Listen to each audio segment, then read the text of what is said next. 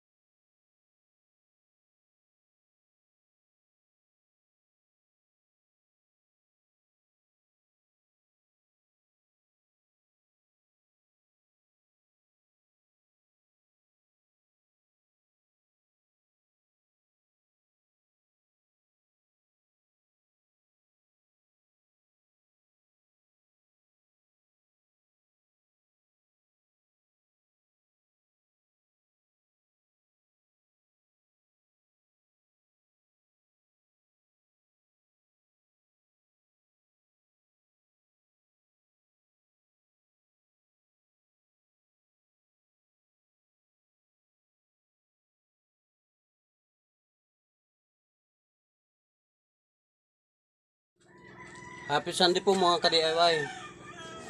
Kahit po linggo'y kailangan po natin gumawa ng mga ginagawa natin para naman sa ganun ay magawa natin yung mga pinapagawa.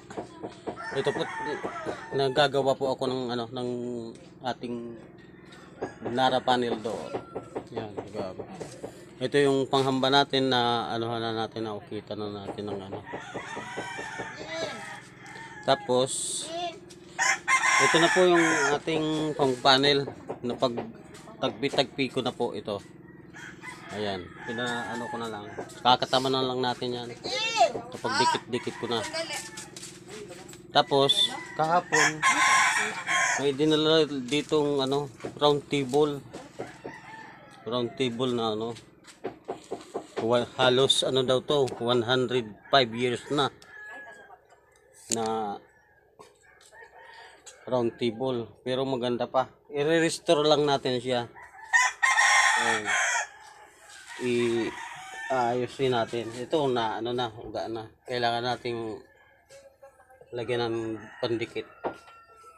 Tapos itong gitna niya ay may damage na, kaya kailangan natin ayusin. So yun po. Abangan niyo po yung aking gagawin dito para ito nagkakalas-kalas na sa sobrang katagalan na hindi na kinaya ng pako, mga kinalawang na yung pako, kaya tanggal-tanggal na. Ganda pa ng kahoy Nara, old Nara. So po, abangan niyo po yung aking gagawin. At mag-uumpisa na po ako. So ngayon po mga ka-DIY, nalagyan natin to ng alapres para sa yung hamba. Nalagyan na natin, lilinisin na natin to, gagrinderin na natin. Yan, na natin to. Yan. Ito na yung magkapares, tapos yung sa ibabaw. Lilinisin na natin, kikinisin na natin. Nakataman ko na din po yan mga ka-DIY, kaya i-grinder ko na.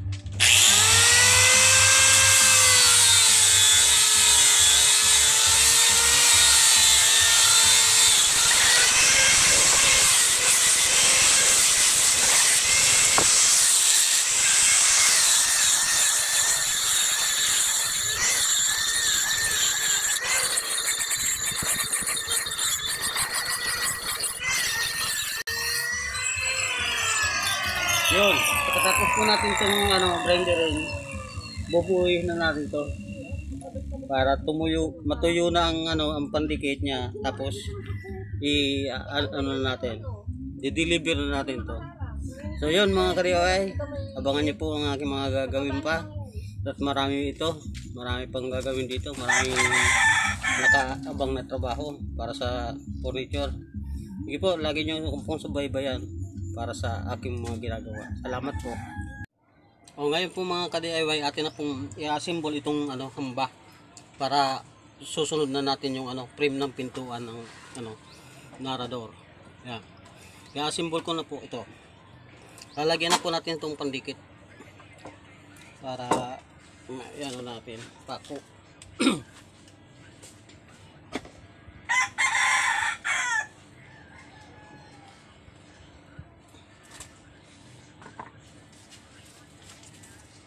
Lalagyan natin siya ng pandikit bago pakuan para matibay.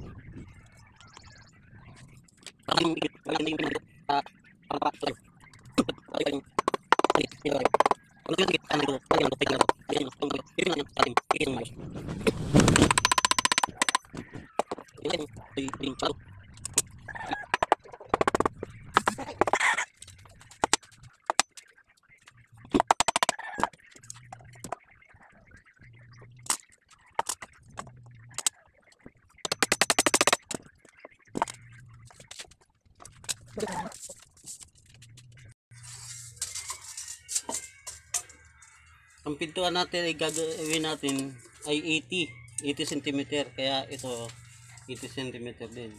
Pero kailangan ko maglagay ng clearance. 1 cm o kaya kalahati centimeter ang ilalagay ko clearance dito. Hindi ko gagawin 0-0. Kaya adjust ko ito.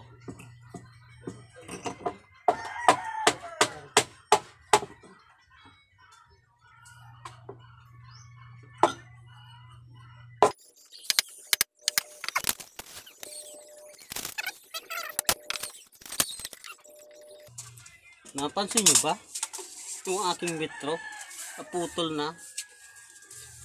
Sa katagalan naman nito ay talagang kinalawang na, naputol na, nasira na. Kailangan ko naman mag-provide ng panibagong metro. Kailangan kong bumili para sa mga project na ginagawa ko.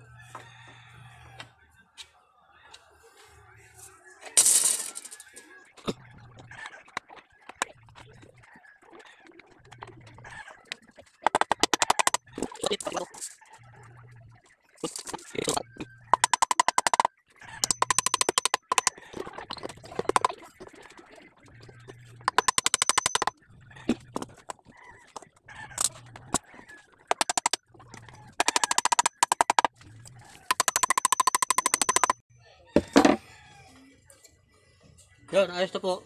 Kailangan ko na lang puludyuhin ng pandikit. Ilalagay ko ng para hindi siya kalat. So yun po mga ka-DIY, abangan nyo na naman ang aking gagawin. Mga upload na video. Kaya sana ilagay yung subaybayan ko. Salamat.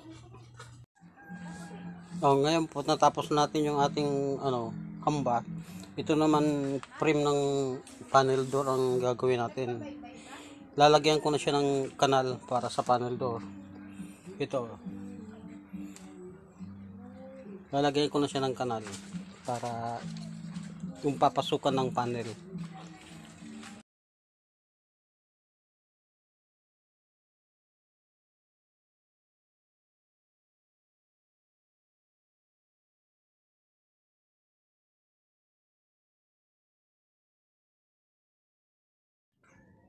O ngayon po, ang gagawin natin ay frame ng pinto, yung narador, nara panel door ang gagawin natin.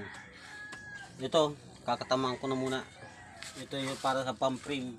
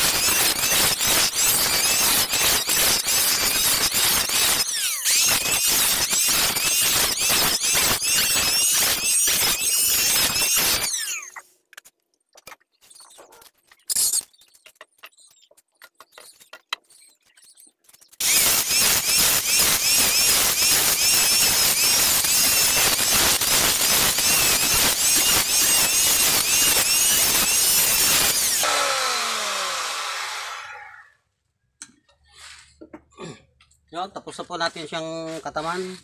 Gagawin natin dito yung ano, papaitin na lang natin siya ng mano-mano para hindi siya ano. Yun, abangan nyo ang aking ginagawa.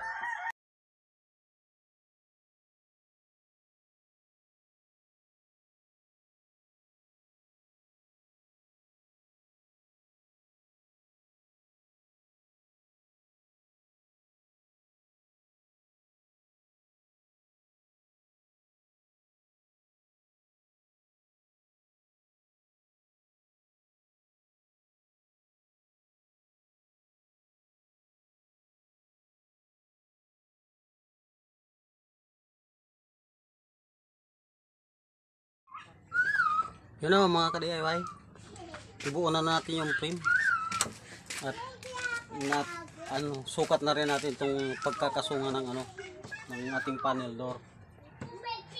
Ito ay ano naman natin, kakatama na natin para ano na, maging malinis na bago natin ikasong.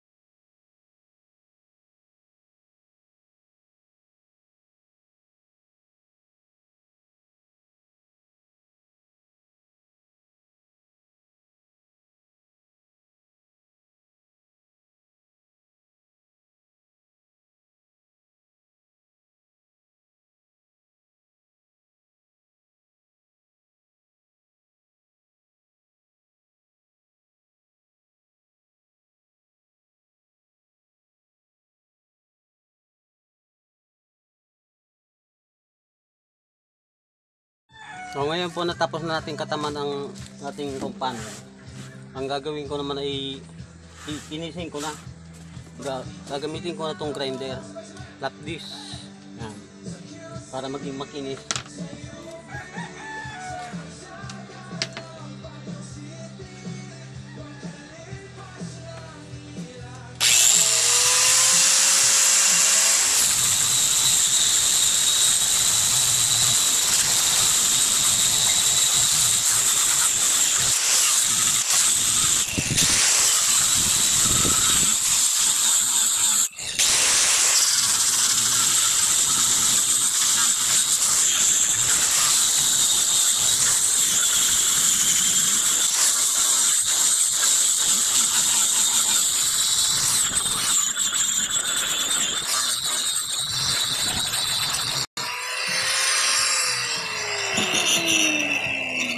So yun po, tuloy-tuloy ko lang aking pag-grinder para maging makinis na. Ang isusunod ko naman po ay ang pag-design nitong panel. I-design na po natin to, didesign na ko na para bago ko man mais-kasong dito sa frame, may design na. So yun po, abangan nyo ang aking pagdi-design.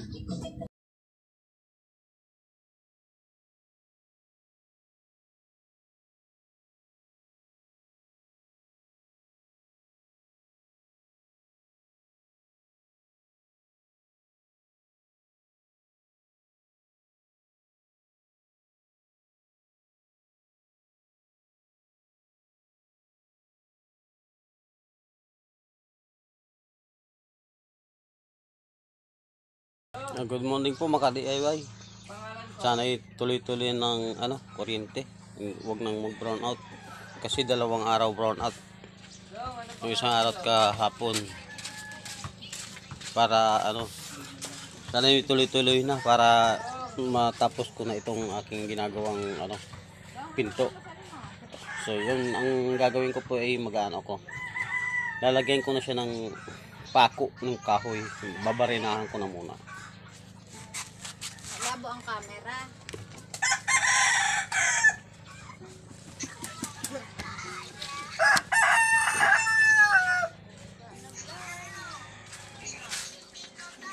Ayun bago.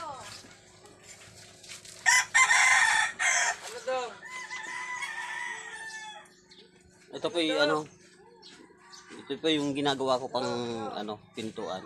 Hindi ko lang natapos gawa ng 2 araw brown out.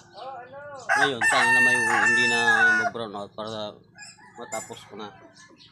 Ang gagawin ko muna ay bago ko siya linisin, papakuan ko muna. Pero hindi pa ako ang lalagay ko. Babarinahan ko siya ng para malagyan natin ng kahoy. Magbibilog tayo ng kahoy para yun ang ibang pako natin. So, samahan nyo ko kung paano ko gawin.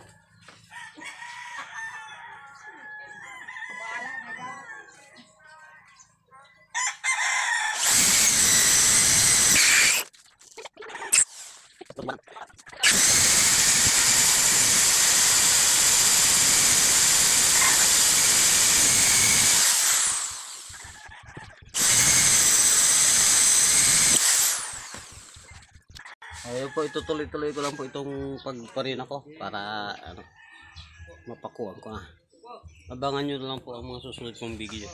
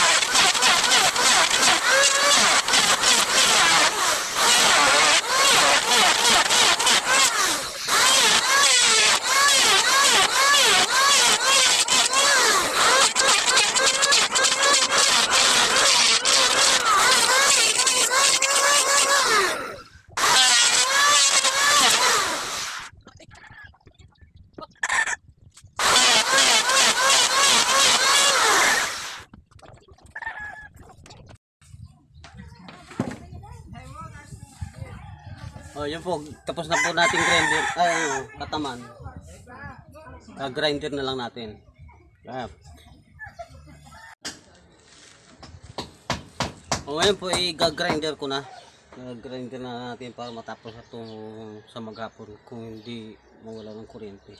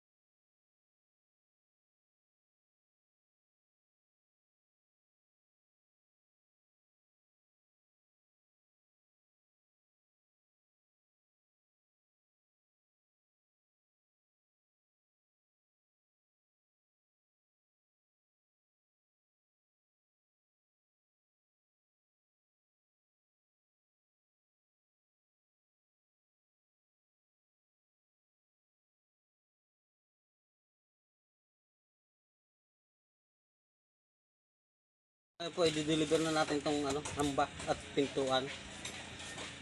Gawa ng para hindi na makasikip dito sa ating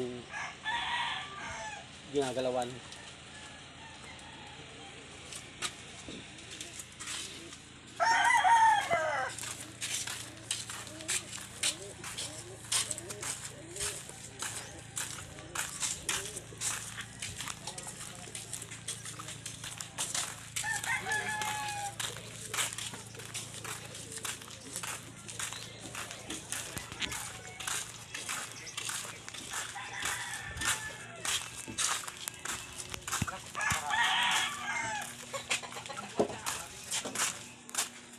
Ah. Deliver ko na. Deliver ko na.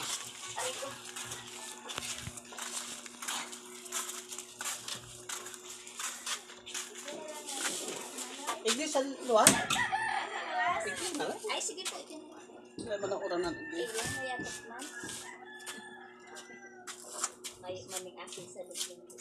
Nagtutumbahan. Bakit nag-ulit ko sa